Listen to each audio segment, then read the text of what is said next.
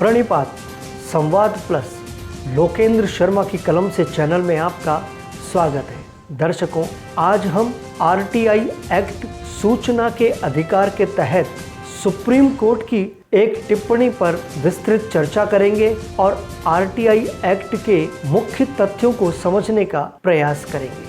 Supreme court ने भी अपनी तल्ख टिप्पणी में आरटीआई कानून सूचना का अधिकार पर कहा कि कुछ लोगों की वजह से आरटीआई एक्ट आजकल डराने, धमकाने और ब्लैकमेलिंग का जरिया बन गया है।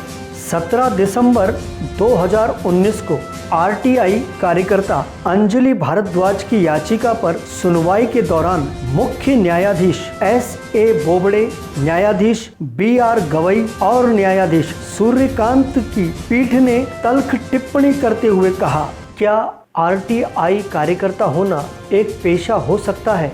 कहने का तात्पर्य यह है कि आजकल आरटीआई एक्ट का गलत उपयोग ज़्यादा हो रहा है। मेरी नज़र में भी आरटीआई कानून आजकल कुछ लोगों की वजह से ब्लैकमेलिंग का धंधा बनता जा रहा है, जिसे रोका जाना अति आवश्यक है।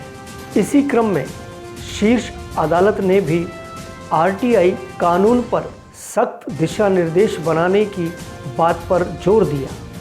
शीर्ष अदालत की इस बात का कई बड़े वकीलों, अधिकारियों व कई कर्मचारियों के साथ आम जन ने भी स्वागत किया है। मेरी समझ में इस कानून के पीछे का उद्देश्य लोगों को उन सूचनाओं को बाहर निकालने की अनुमति देना था जो उन्हें प्रभावित करती हैं या परेशान करती हैं या जिससे कोई जनहित हो सकता है। जबकि आजकल सभी प्रकार के लोग सभी प्रकार के आरटीआई आवेदन दाखिल कर रहे हैं, जो एक गंभीर समस्या है और चिंतन योग्य है।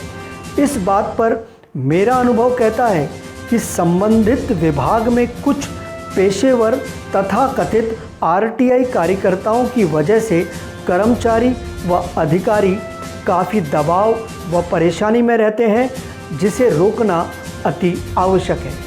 जस्टिस बोबड़े द्वारा ये कहना कि आजकल कुछ आरटीआई कार्यकर्ता लेटर हेड और विजिटिंग कार्ड पर अपना नाम छपवाते हैं और प्रचार करते हैं और आरटीआई कार्यकर्ता होने का दावा भी करते हैं, जो कि एक गंभीर समस्या है जिस पर सख्त कार्रवाई की जानी चाहिए।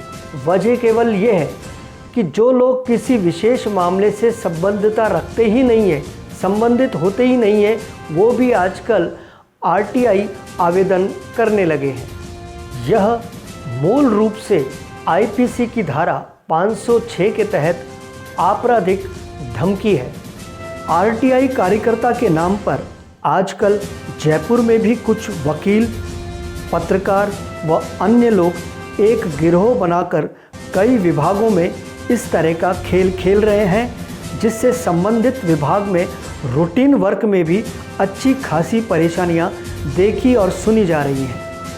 कई विद्वान इस बात को मानने लगे हैं कि आरटीआई एक्ट आजकल ब्लैकमेल का धंधा बन गया है और इसके दुरुपयोग को रोकने के लिए आवश्यक दिशा निर्देश बनाए जाने की शीघ्र आवश्यकता है। राजस्थान के कुछ प्रमुख विभागों में से एक प्रमुख विभाग देवस्थान में तो कुछ लोगों का एक समूह इस कार्य में बड़ा ही सक्रिय देखा जा रहा है, जिसकी शिकायत भी कई जगह पर की जा चुकी है।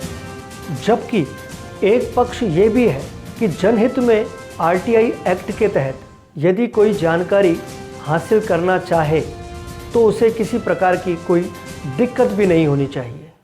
मेरा भी मानना है, यदि आरटीआई के तहत किसी विषय पर जानकारी मांगने से भ्रष्टाचार उजागर हो, जानकारी चाहने वाले का उद्देश्य जनहित में हो और समाज में उपयोगी हो, तो इसे सही भी कहा जा सकता है और ऐसे कार्य के लिए आरटीआई कार्यकर्ताओं को बधाई भी दी जानी चाहिए।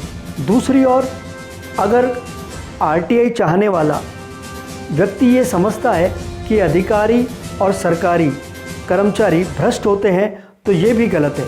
सभी अधिकारी, सभी कर्मचारी भ्रष्टता में लिप्त नहीं होते। आज के इस विश्लेषण में निष्कर्ष रूप में ये कहा जा सकता है कि जो लोग आदतन गिरोह बनाकर इस एक्ट का दुरुपयोग कर रहे हैं, ब्लैकमेलिंग कर रहे हैं, उन पर सख्त कार्रवाई होनी चाहिए और इस एक्ट के सही और सदुपयोग के लिए आगे बढ़ा जाना चाहिए। हालांकि मेरी नज़र में आरटीआई एक्ट के तहत सूचना चाहने वाले सभी लोग एक जैसे नहीं होते। कई लोग सही उद्देश्य के लिए जनहित में, राष्ट्रहित में, समाज हित में सही कार्य भी कर रहे हैं, जिनका साधुवाद है। आज बस इतना ही। शीघ्र मिलेंगे एक नए विश्लेषण के साथ। आप देखते रहिए संवाद प्लस लोकेंद्र शर्मा की कलम से।